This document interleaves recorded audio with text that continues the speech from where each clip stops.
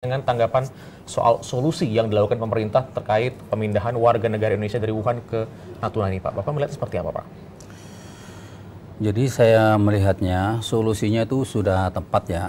Kita kan warga negara Indonesia yang ada di Wuhan itu kan ada sekitar 283 lah. Ini dibawa pulang, terus untuk dikarantina kan, yang sejumlah itu tuh sudah dideteksi, dia dinyatakan aman. Ada yang kurang aman, 3 ditinggal, Pak, ya? tidak boleh. Makanya 283 ini kan baik Kemlu, terus standar dokter gabungan internasional WHO udah menyatakan aman kan, dibawa pulang. Terus dibawa ke Natuna. Mungkin Natuna tuh menurut saya mereka kan orang Indonesia juga.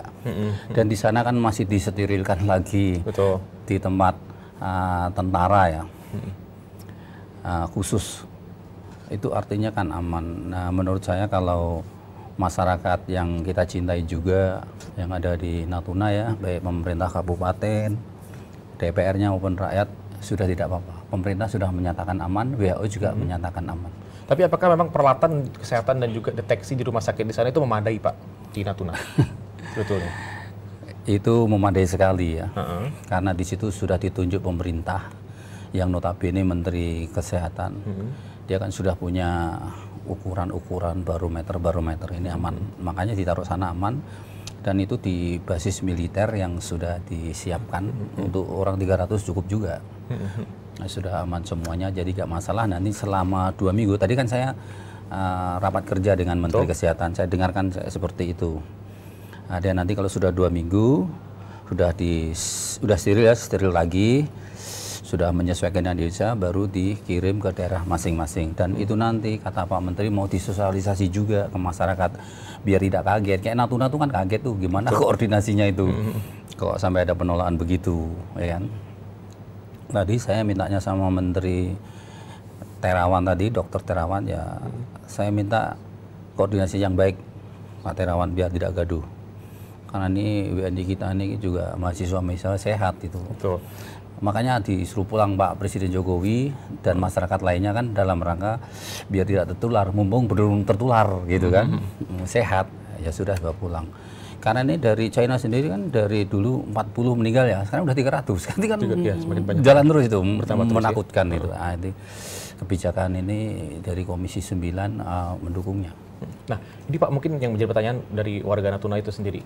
Sebetulnya kenapa yang dipilih adalah Natuna, Pak, sebetulnya, Pak? Kalau sepenglihatan Bapak? Sepenglihatan saya, kenapa dipilih Natuna? Karena di Natuna itu di antara provinsi lain yang sangat bisa untuk safety, keamanan kesehatan, ya kan? Di sana, dan di sana nanti akan di-fullkan. Kemarin juga Pak Menteri Terawan tadi laporan sama kita juga sudah di sana, tidur di sana, dia sudah sosialisasi sama LSM sana, masyarakat sana. Jadi ini nggak masalah juga. Ini kan sekarang sudah ada di sana nih warga kita, sekitar 283 itu. Jadi harapan saya, tadi saya sudah pesan sama Pak Menteri. Pak Menteri, Komisi 9 meminta jangan ada satupun kita terjangkit dari virus corona ini, karena nanti bisa kemana-mana gitu. Buktinya aja Cina itu kan dari 40 jadi 300 pertama terus. Ada dari Jepang, Filipina, Australia juga kan kena itu, ada 13 negara lebih. Indonesia ini kan alhamdulillah belum. Makanya saya minta Kementerian Kesehatan, semua jajaran, semua kepala dinas, ini ada 34 provinsi, mainkan, terus ke kabupaten mainkan. Itu permintaan owner ya, Komisi 9. Tadi Pak Terawan sanggup dia akan begitu. Terus caranya bagaimana? Nah, di antaranya caranya itu imunnya harus bagus Indonesia saat ini, kekebalan. Karena vaksin tersebut belum diketemukan. Obat itu belum diketemukan. Maka satu-satunya jalan harus kekebalan. Terus caranya gimana untuk menaikkan kekebalan kita atau imunitas kita itu? Itu dengan Germas. Dengan Germas, gerakan masyarakat hidup sehat. Itu sudah selesaikan masalah. Dan itu tidak hanya virus corona saja, penyakit lainnya. perlu ngerti nggak germas itu apa saja? Apa tuh Pak, kalau boleh tahu Pak? Nah, ini kunci penting ini. Jadi germas itu tidak sulit, gerakan masyarakat hidup sehat tidak sulit. Pertama, Bapak Ibu masyarakat Indonesia tercinta itu harus suka buah, sering makan buah. Yang kedua, sayur-sayuran, ya kan? Yang ketiga, olahraga rutin setengah jam setiap hari, minim setengah jam, maksimum 1 jam, gerakan aja. Kemudian tidur cukup, karena tidur ini luar biasa, ya tidur cukup. Yang terakhir ini mungkin bisa ke laborat yang biasa itu kan tes kolesterol, gula darah itu aja 5 aja tuh. Tapi yang bagus yang 4 ini. Jadi kita cukup itu. Harus aware dengan kesehatan kita sendiri, menjaga daya tahan tubuh jangan sampai mudah sakit. Iya, karena hanya inilah karena vaksinnya belum diketemukan. Belum ada vaksin dan juga belum bisa ditemukan penangkal dari penyakit ini Pak ya? Hanya tubuh kita yang bisa menangkal mereka itu. Berarti memang saat ini masih tubuh kita yang sanggup untuk melawan penyakit dengan cara mencegah Pak ya? Mencegah. Memang nanti kita akan membahas lagi, tapi sebelum kita harus jeda dulu Pak. Pemirsa, kita akan masih membahas terkait dengan tema utama kita Pak bersama dengan narasumber kita, jadi pastikan Anda jangan kemana-mana.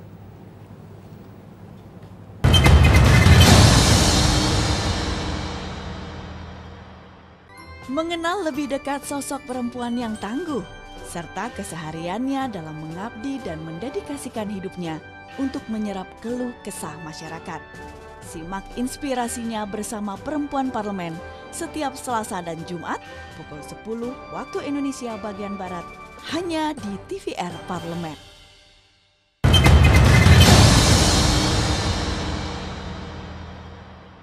Ya, terima kasih pemirsa, Anda masih bersama kami dalam program Suara Parlemen bersama saya Dedi Ramadan dan juga Bapak Imam Suroso selaku anggota Komisi 9. Dan kita masih membahas terkait dengan tema kita pada hari ini terkait dengan pemindahan warga negara Indonesia dari Wuhan ke Natuna. Dan di sini Pak, pertanyaan selanjutnya, apakah memang perlu Pak vaksinasi kepada masyarakat di Indonesia terkait bagaimana untuk mungkin daya tahan tubuh kah atau untuk mempertahankan mencegah penyakit itu masuk Pak kira-kira? Betul, jadi menurut saya ya Imam Suroso di Komisi Kesehatan, vaksin kan belum diketemukan tuh, ya kan, memang belum tuh virus baru, corona. Namun saya punya alternatif, kita koordinasi dengan teman dokter juga. Sebenarnya dikasih vaksin yang kira-kira, ini kan ada semacam meningitis, terus vaksin-vaksin dan lain, pokoknya intinya anti lah virus masuk. Itu menurut saya bisa itu. Yang pertama memang harus germas itu dilakukan, itu bebas, seluruh Indonesia melakukan dan gratis, gampang dan enak, itu aja. Tapi kalau mau ada alternatif lain ya nggak apa-apa, kasih vaksin yang sifatnya tuh kekebalan tubuh, membantu imun kita, kekebalan kita yang sudah punya. Kenapa? Sebenarnya virus itu kan banyak ya, ada influenza, ada virus antrak, ada virus yang lain-lain termasuk corona. Kalau tidak ada itu ya vaksin-vaksin yang ada saja menurut saya lebih bagus daripada tidak, ya kan? Kami tadi sudah rapat dengan Dr. Terawan juga. Saya minta pemerintah, Pak Dr. Terawan, saya minta ini dimaksimumkan dalam rangka menjaga kesehatan masyarakat untuk menghadapi corona. Terus dia jawab, ya kaitannya anggaran dan lain-lain, Komisi 9 dan lainnya siap membantu anggarannya di Banggar maupun yang lainnya. Yang penting mumpung Indonesia ini belum terjangkit seperti 13 negara lainnya, ini jangan sampai. Pokoknya bagaimana caranya gitu. Beliau sanggup. Kesanggupan dia saya tidak kepengen hanya omong doang. Lakukan. Ini kita fungsi pengawasan, ini kan DPR fungsi pengawasan, fungsi anggaran, fungsi legislasi yang buat undang-undang. Gitu. Menurut saya begitu tuh bagus. Nah, ini terkait dengan seberapa siap sih Pak Bapak melihat, tadi kan sudah rapat dengan Dr. Terawan selaku Menteri Kesehatan Pak. Sebetulnya kesiapan pemerintah sudah seberapa siap Pak? Jadi tadi sudah melaporkan ke Komisi 9, Dr. Terawan sudah menyiapkan rumah sakit seandainya warga Indonesia itu ada yang terjangkit. Jadi Gatot Subroto rumah sakit itu ada. Terus ada beberapa rumah sakit lainnya seperti Saroso, terus Karyadi, Semarang dan lain-lainnya. Itu ada. Namun saya usulkan Pak Dr. Terawan, Komisi 9 meminta jangan aja di Jakarta. Harus semua provinsi kalau perlu siapkan itu untuk mengantisipasi. Jangan sampai merajalela atau tularan sedikit langsung disikat-sikat kan. Misalnya nih Kalimantan. Kalau Kalimantan sudah ada kan sikat aja, sembuhkan aja, langsung aja. Seperti isolasi Pak ya, besoknya tidak menyebar Pak ya.